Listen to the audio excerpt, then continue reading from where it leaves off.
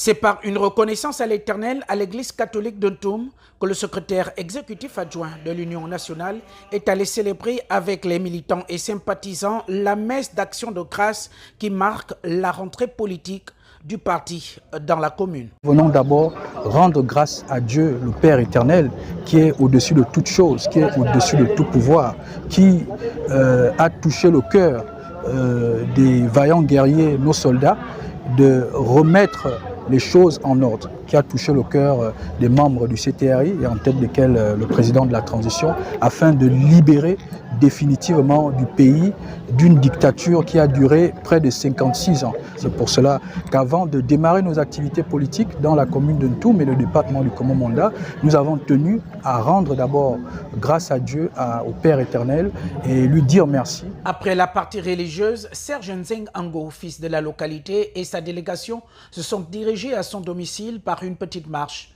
En présence de la présidente intérimaire de l'Union nationale, le secrétaire exécutif adjoint du parti a procédé au renouvellement des organes de base par une série d'installations afin de redynamiser le parti dans la commune de Ntoum, mais aussi dans le département du Komo-Monda.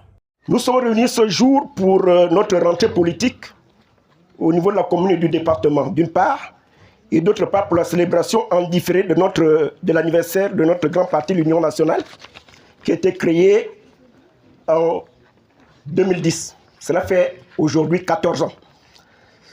La célébration de cette année revêt un intérêt particulier.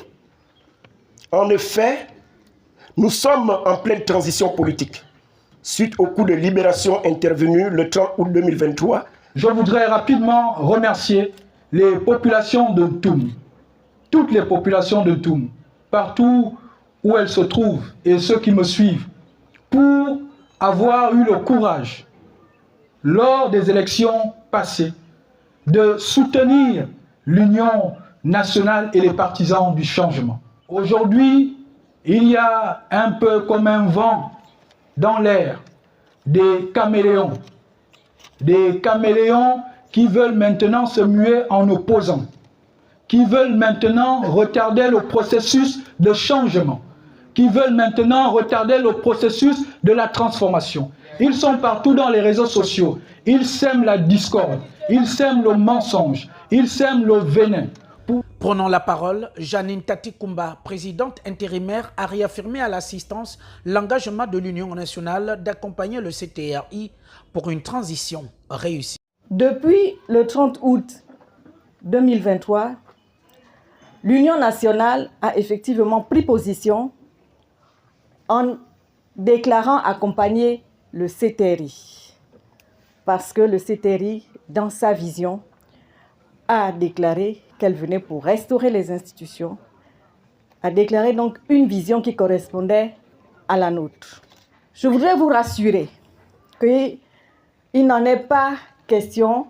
Nous sommes toujours un soutien du CTRI. Et soutenir ne veut pas dire qu'il faut laisser faire tout. Il faut accompagner. Il faut effectivement dire quand ça ne va pas. Quand c'est pas bon, il faut avoir le courage de dire. Cette sortie marquait aussi la célébration en différé de l'anniversaire du parti dans une ambiance artistique. C'est dans un esprit de bon enfant que la cérémonie s'est achevée.